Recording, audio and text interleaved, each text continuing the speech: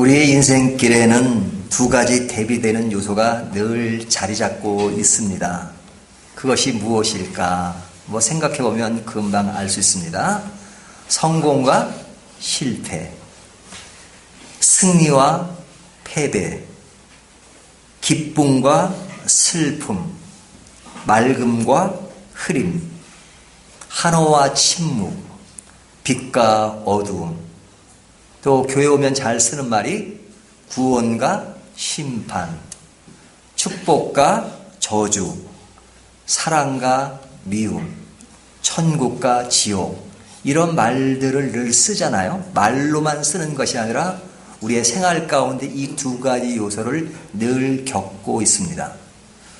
우리의 삶 속에서 한 가지만 겪고 살기를 원해요. 좋은 것만. 성공만 있고 실패는 싫어하고, 사랑만 있고 미움은 없고, 또 승리만 있고 패배는 없었으면 좋을 것 같습니다. 하지만 우리의 인생 여정에는 두 가지가 늘 교차되고 있어요.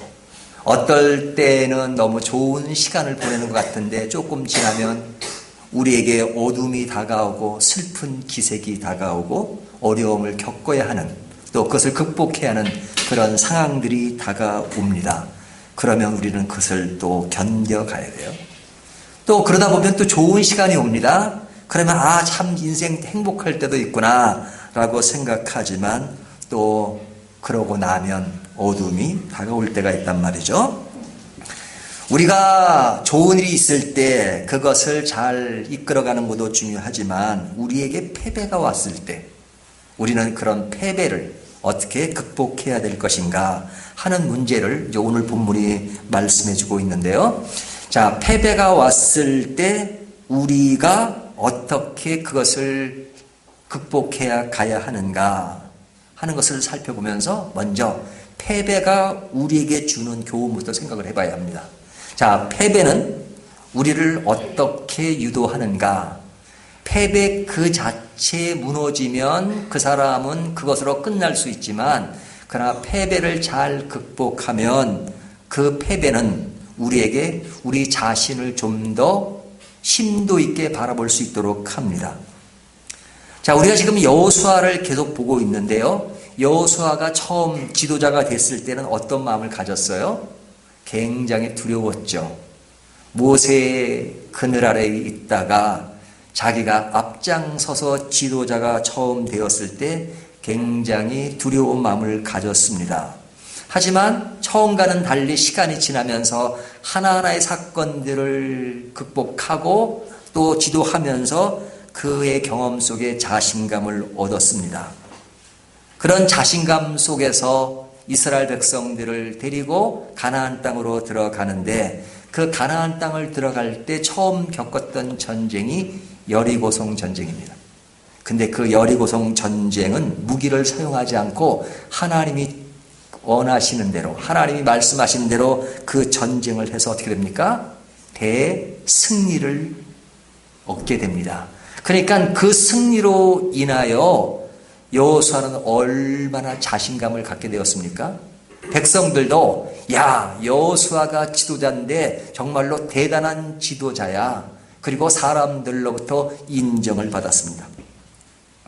그러니까 그 인정받은 속에서 그가 처음 두려웠던 마음은 사라지고 이제는 자신감을 가지고 그 다음 단계로 계속 나아가면 되겠다라는 생각을 했겠죠. 그래서 여리고성 전쟁 이후의 다음 전쟁은 아이성을 쳐야 하는 그런 전쟁이었습니다. 그런데 여리고성에 비하면 아이성은 굉장히 초라한 성이었어요. 그리고 거기에는 큰 힘과 무기를 가지고 있는 것도 아니었기 때문에 그 아이성 정도는 많은 군대를 보낼 필요도 없이 그냥 약간의 군대로 아이성을 쉽게 이길 것이라고 생각했습니다. 그리고 이미 승리에 도취되어서 이제는 그 정도는 전쟁도 아니라고 생각을 했습니다. 그런데 아이성 전쟁에서 어떻게 됐습니까? 이스라엘은 패배를 했습니다. 그러니까 질 전쟁이 아닌데, 패배할 전쟁이 아닌데 패배를 맛본 여호수아는 그때서 큰 좌절을 했습니다. 왜 이 전쟁에서 졌는가? 우리가 여리고성 전쟁에도 이겼는데 이 초라한 아이성 전쟁에서 지다니, 그래서 가슴을 쳤습니다. 옷을 찢었습니다. 그리고 놀란 거죠. 그동안의 자신감이 사라지면서 정말로 좌절을 겪는 여호수아의 모습이 드러납니다. 그러면 이 전쟁에서 왜 졌을까? 근데 그 전쟁에서 진 이유를 알게 되었습니다. 그것은 아간의 범죄였습니다. 그 아간의 범죄는 아이성 전쟁을 패배하게 만들었죠. 그래서 이 패배로 인하여 좌절감을 경험하게 하고, 그리고 자신들이 가졌던 그런 승리감에 도취되어서 방심했던 것이 얼마나 잘못된 것인가를 알게 되었습니다. 그래서 그런 속에서 자신을 좀 더 리얼하게 살펴보게 되었죠. 아이성 전쟁에서 보면 여호수아가 하나님께 그 전쟁에서 어떻게 인도하실지를 아주 심도 있게 묻는 장면이 나오지 않습니다. 그만큼 자신감을 가졌던 거예요. 하지만 패배를 하고 나니까 자신이 얼마나 부족했던가, 자신을 너무 의존하고 하나님을 제대로 의존하지 않았던 그런 것들을 보면서 이 패배가 이래서 이루어졌구나 라면서 자신이 더 이상 방심해서는 안 된다는 그런 마음을 살펴보게 되었다는 거죠. 만약 아이성에서 지지 않았더라면 그는 기고만장해서 어떻게 변했을런지도 모릅니다. 왜? 가나안 정복은 그냥 아이성 자체로만 끝나는 것이 아니라 계속해서 전쟁이 이루어질 상황인데, 그 아이성 전쟁이 없었더라면 더욱더 나쁜 방향으로 갔을런지도 모르죠. 하지만 하나님께서 여리고성 전쟁 이후에 아이성 전쟁을 통해서 그 다음에 이어질 그 전쟁에 잘못된 길을 가지 않도록 하나님이 그를 진짜 알아볼 수 있도록, 생각해 볼 수 있도록, 이스라엘 백성들을 생각해 볼 수 있도록 큰 마음을 주신 거죠. 그러기 위해서는 뭐가 필요했던 것이에요? 패배가 필요했던 것입니다. 물론 그것을 위해서 일부러 패배한 것은 아니지만 그 패배를 통해서 자신의 깊은 면모를 살펴보게 되었다는 거죠. 그런 의미에서 우리에게도 패배가 올 때가 있습니다. 하지만 그 패배는 나에게 너무 쓰라린 현실이다 이렇게만 생각할 것이 아니라 그 패배를 통해서 하나님이 나에게 무엇을 말씀해 주시는가, 이 패배 속에서 내가 진정 살펴보아야 할 것은 무엇인가 하는 것들을 바라보게 하는 것, 이것이 패배가 우리에게 주는 유익이 될 수 있습니다. 두 번째는 이 패배는 그 자체로 무너지면 병이 되지만 그것의 원인을 파악하고 일어서면 우리에게 뭐가 돼요? 약이 됩니다. 여호수아는 아이성의 패배의 원인이 무엇인지를 알고 어떻게 했어요? 회개하고 문제의 원인을 제거하고 아이성을 공격해 가죠.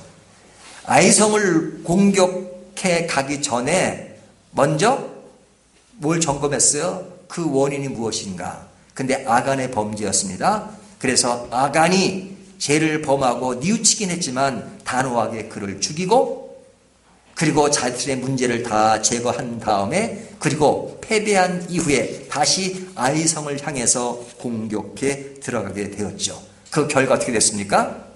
패배했던 전쟁에서 다시 승리하게 되었잖아요. 그런데 승리하게 된 이후에 여호수아는 약하게 생각했던 그 아이성의 승리를 통해서 좀 더 많은 것을 깨닫게 된 것이죠. 사람들이요, 강한 것에 대해서는 긴장하지만 약한 것에 대해서는 방심할 때가 많잖아요. 이것을 알고 약한 것에 방심하지 말고 강한 것에만 긴장하지 말자 하는 생각을 했겠죠. 근데 우리 믿는 자에게도 늘 그런 생활에 그런 면이 따라옵니다. 강함과 약함, 이것이 우리 주변에 늘 존재하잖아요. 내가 강할 때도 있고 약할 때도 있고 또 상대방이 강할 때도 있고 약할 때가 있고 근데 상대방이 강하면 내가 약해지고 상대방이 약하면 내가 강해지는 것 이것이 세상에서 이루어지는 사람들의 삶의 모습이에요. 하지만 성경은 말씀하시기를 상대방이 강하다고 해서 내가 약해지지 말고 상대방이 약하다고 해서 내가 강해지지 말라 하는 것이 성경의 메시지예요. 약함과 강함이 우리가 그 상황을 보는 하나의 조건과 기준이 되면 안 된다고 성경은 말씀하고 있어요. 우리가 인생을 살아갈 때 너무나도 당연하고 쉽게 처리할 문제라고 해서 신앙과 동떨어지게 내 힘으로 다 할 수 있다 생각하는 것은 교만입니다. 또 너무 큰 일이 앞에 서 있기 때문에 나는 감당할 수 없어. 그러니까 쓰러지는 것도 믿음의 태도라고 성경은 말씀하지 않아요. 사람 관계에 있어서도 우리가 좀 더 크다고 생각하는 사람, 많다고 생각하는 사람에 대해서는 금방 엎드러지는 경우가 있잖아요. 그리고 그 사람이 좀 더 어려워 보이고 쉬워 보이면 금방 기고만장해서 내가 된 사람처럼 상대적인 왕이 되어서 나갈 때가 있잖아요. 그런 태도는 좋은 태도가 아니란 말이죠. 제가 유머로 이야기하는 거지만 요즘은 구걸하는 사람이 그렇게 많지 않지만 여전히 구걸하는 사람이 있습니다.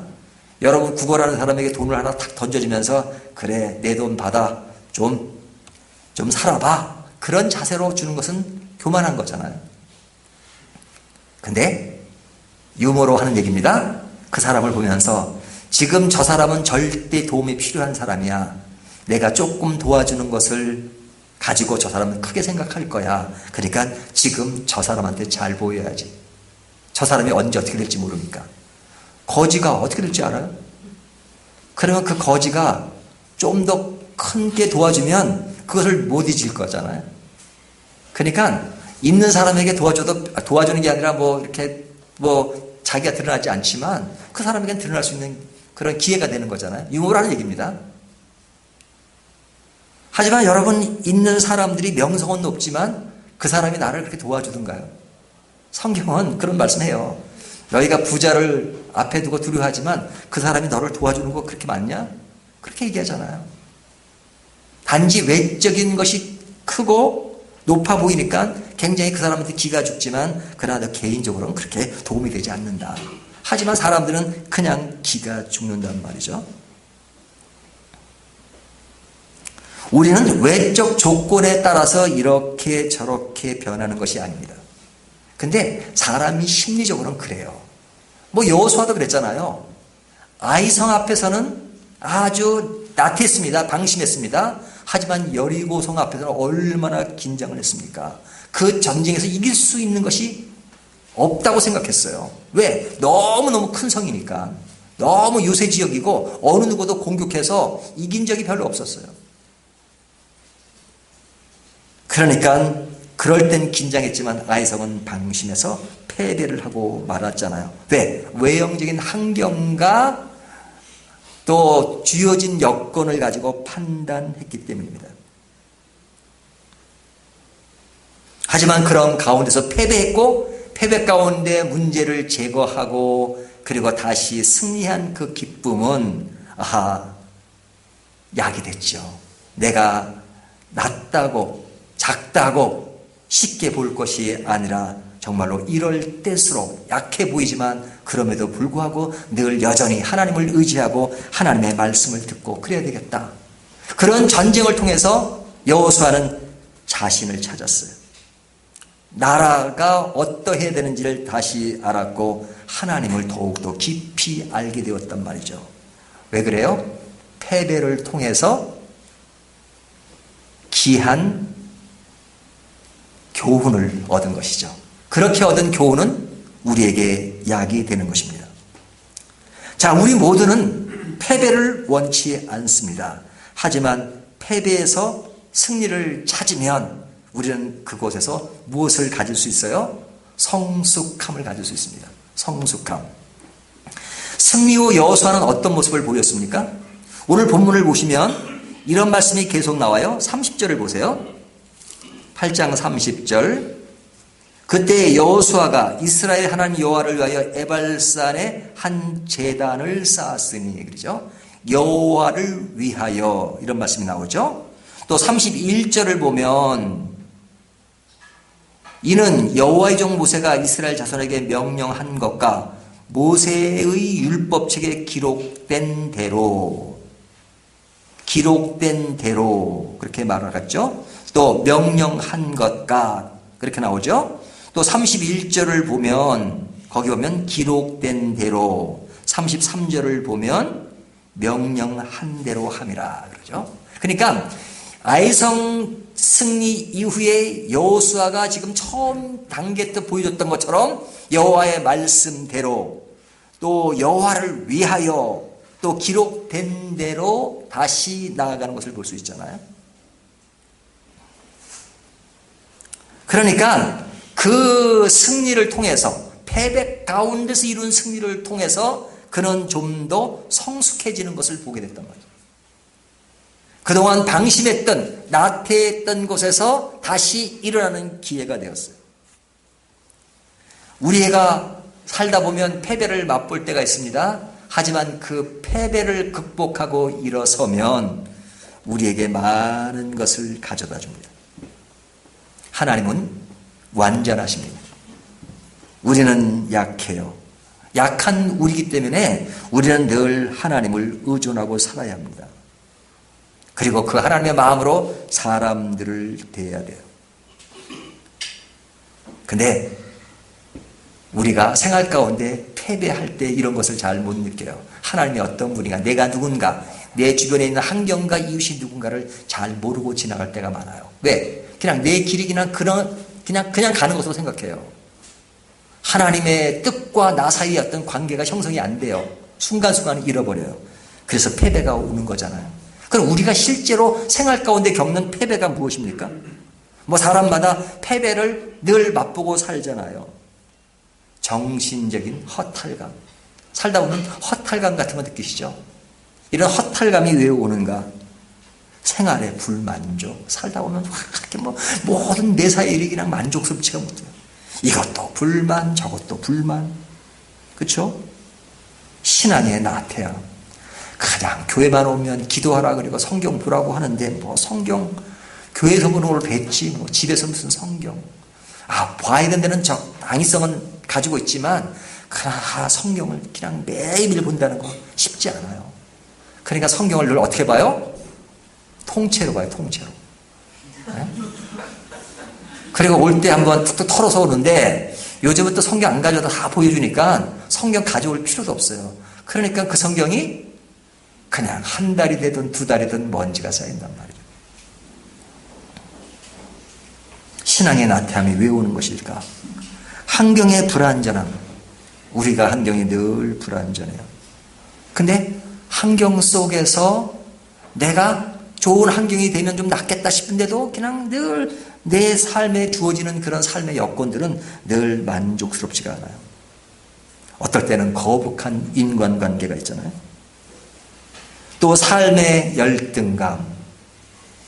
어떤 사람은 남들에게는 굉장히 강해요. 하지만 그 내면을 보면 열등감이 자리 잡고 있기 때문에 그렇습니다.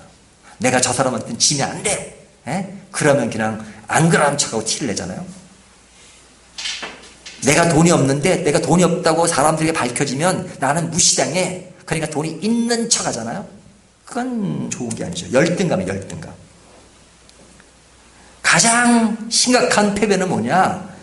신앙의 불확신입니다. 하나님이 계시다 그러는데 구원을 받았다고 하는데 도대체가 이것이 그 구원과 하나님과의 그 관계가 나에게 깊이 다가오지 않아요. 여러분 이런 것을 느끼고 계십니까? 매일매일 경험하고 계십니까? 믿음이 좋아도 이런 것을 경험할 수밖에 없어요. 사도 바울도 오라 나는 공고한 사람이로다. 누가 이 사망의 몸에서 나를 건져내라. 이렇게 고백했어요. 믿음의 사도지만 모든 인간은 삶의 패배를 느끼고 삽니다. 하지만 나의 패배는 그냥 단순간의 문제가 아니라 지속적으로 늘 패배를 맛보고 산다 그러면 정말로 나는 패배감에 젖어 사는 것이죠. 그런 패배감에 젖어 살고 있지는 않습니까? 내 패배감과 신앙은 어떤 연결고리가 있는 것일까? 이런 것을 생각해보고 계십니까? 내 생활 가운데 겪는 패배는 패배고 또 교회에서 예배드리는 것은 예배고 그래서 하나님과 나의 인생과 나의 환경은 분리된 것으로 생각하십니까?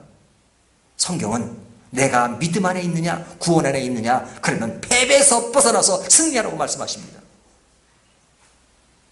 그렇다면 현재 내가 패배감을 겪고 있다 그러면 그 패배의 원인이 무엇이며 그 패배감을 어떻게 극복해서 승리로 나갈 수 있는가 하는 것에 대한 하나님의 말씀을 늘 귀 기울여야 하는 것이죠. 오늘 말씀이 패배에서 승리한 그런 여호수아를 통해서 우리에게 무엇을 교훈하고 있습니까? 너희가 지금 패배 가운데 있느냐?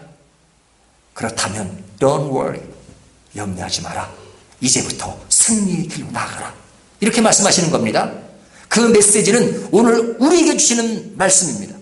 하나님이 패배 가운데 있는 우리들에게 너희는 승리의 길을 가라. 그러면 승리의 길을 어떻게 갈 수 있는가 하는 것을 오늘 본문이 말씀하고 계세요. 오늘 본문은 이렇게 말씀하고 있습니다. 하나님의 명령을 다시 기억하라. 이렇게 말씀하십니다. 하나님의 명령을 다시 기억하라. 예전에 주셨던 그 말씀, 하나님은 여전히 변함없어.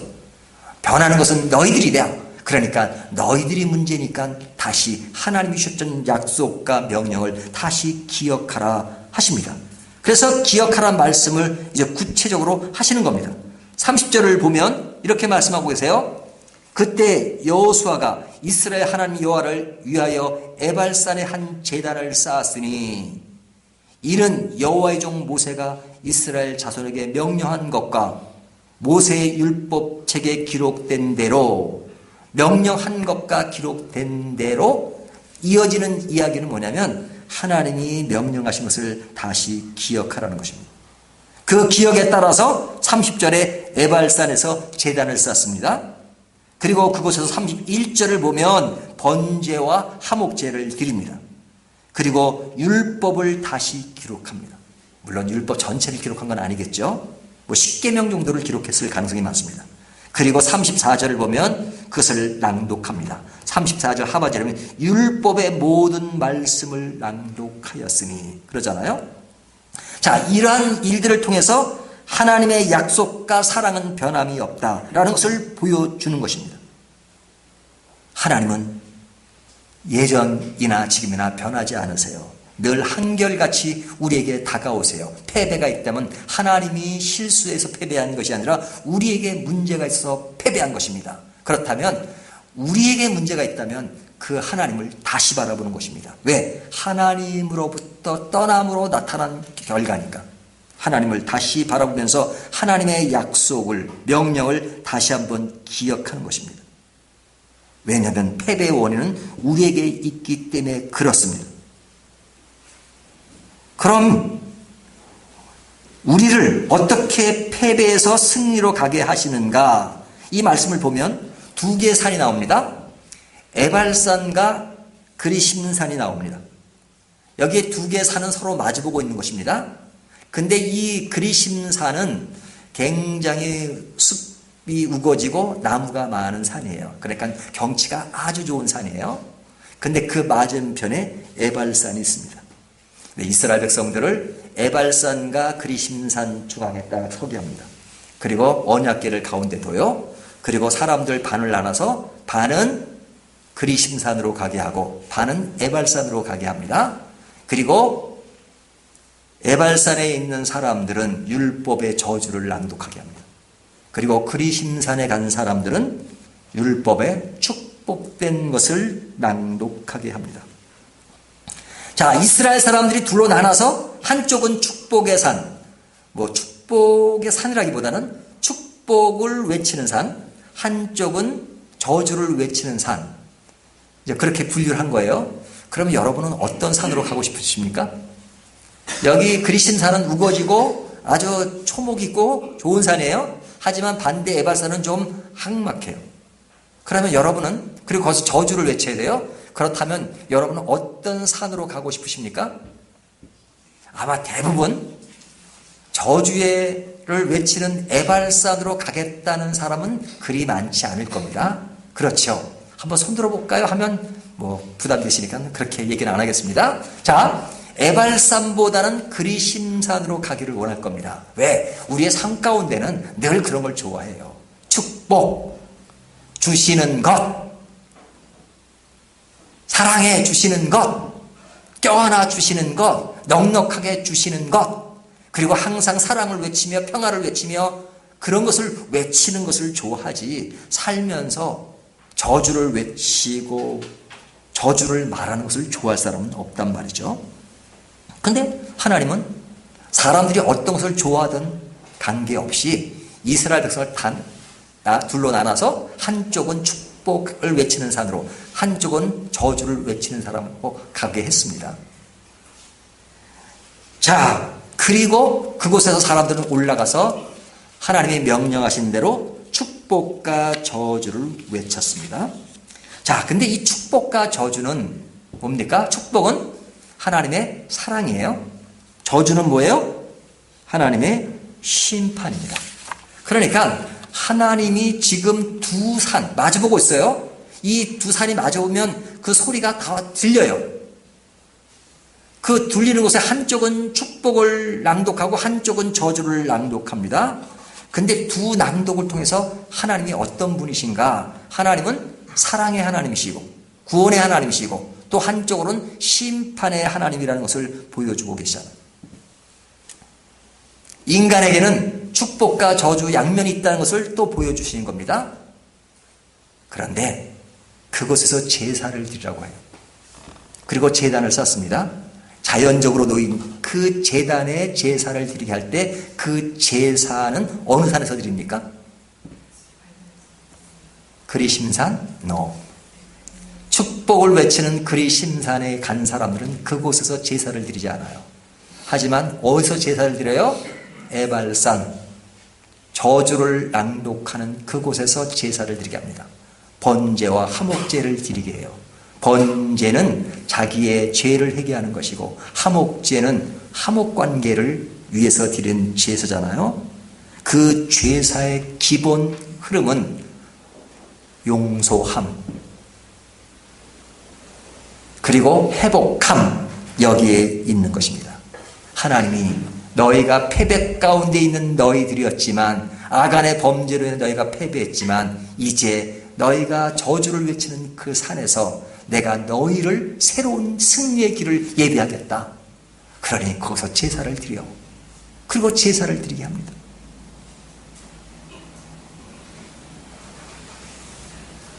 그 제사를 드리고 옆에 있는 그 그리심산에 나오는 축복의 소리를 통해서 이 죄 가운데 있는 저주 아래 있던 우리가 하나님의 축복의 말씀을 듣을 수 있도록 그들이 축복의 소리를 듣습니다. 상대방에서 오는 축복의 소리를 들어요.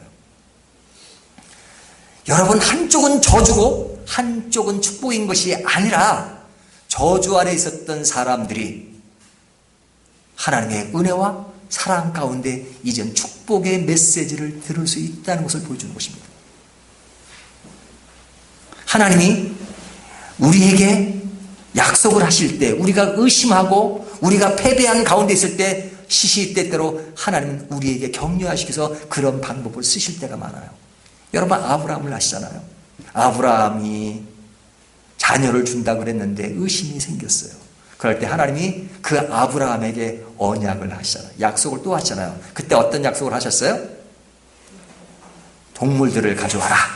그리고 반을 쪼개라. 그리고 서로 반을 나누고 그 가운데로 아브라함이 지나게 만드셨어요. 그건 뭘 상징해요? 짐승을 반으로 쪼갰다는 것은 이 약속은 꼭 지켜지는 약속이라는 것이에요. 하나님의 약속은 일방적인 약속이에요. 우리와 서로 약속해서 인간의 어떤 그런 약속을 확실히 지키는 쪽으로 돼야지만 약속이 지켜진다면 그 약속은 허물어집니다. 우리가 그것을 실행하기를 원하시지만 인간이 나약하다는 것을 하나님은 아세요. 그러니까 하나님이 그것을 이끌어 가기 위해서 하나님이 주도적으로 그런 일들을 행하시는 겁니다. 그래서 에발산과 그리심산에서 저주와 축복을 낭독하게 하시면서 저주의 현장에서 제사를 드리게 하시고 그리고 축복의 메시지를 듣게 하시는 거예요. 왜? 우리가 더 나아가기 위해서, 이제 패배가 아니라 승리로 나아가기 위해서 그런 자리를 하나님이 마련해 주신 것입니다. 근데 그 중앙에 뭐가 있어요? 언약궤가 있어요. 축복과 저주의 가운데 언약궤가, 우리의 인생이 저주에서 축복으로 간다는 것을 보여주신 것입니다. 마치 예수 그리스도의 십자가처럼. 예수 그리스도의 십자가는 우리를 사망에서 생명으로 옮겨주신 것입니다. 어둠에서 밝음으로 옮겨주신 것입니다. 패배에서 승리로 옮겨주신 것입니다. 우리 그리스도인들이 패배 안에 거하지 않고 승리로 나아갈 수 있는 것은 예수 그리스도의 십자가가 있기 때문입니다. 그 일을 위해서 하나님이 직접 그 십자가를 마련하시고 그리심산과 에벨산에서 저주와 축복의 메시지를 하게 하시고 그리고 언약궤를 통해서 너희는 내 안에 거할 때 반드시 패배에서 승리로 나아갈 수 있다. 저주에서 축복으로 나아갈 수 있다는 것을 보여주신 것입니다. 우리가 그리 나아가기 위해서 하나님이 그 모든 현장을 만드시고 그렇게 하신 것입니다. 이것이 뭡니까? 하나님의 사랑입니다. 하나님의 은혜입니다. 하나님의 예수 그리스도의 십자가를 통해서 우리에게 늘 하시는 방법입니다. 여러분, 여러분의 인생에 지금 패배를 맛보고 계십니까? 지금도 패배 가운데 벗어나지 못하고 계십니까? 여러분, 다시 한번 말씀 속에서 예수 그리스도의 십자가를 바라보십시오. 십자가는 여러분을 승리로 만드실 것입니다. 그리고 이 승리를 지금도 약속하신 것입니다. 여러분의 저주의 현장에서 하나님은 제사를 드리게 하시고 축복의 메시지를 듣게 하십니다. 그리고 그 중심에 예수 그리스도가 있다는 것을 지금 이 순간에 여러분에게 말씀하고 계십니다. 이것을 통해서 여러분이 패배에서 승리로 나가는 저와 여러분 되시기를 주님의 이름으로 축원합니다.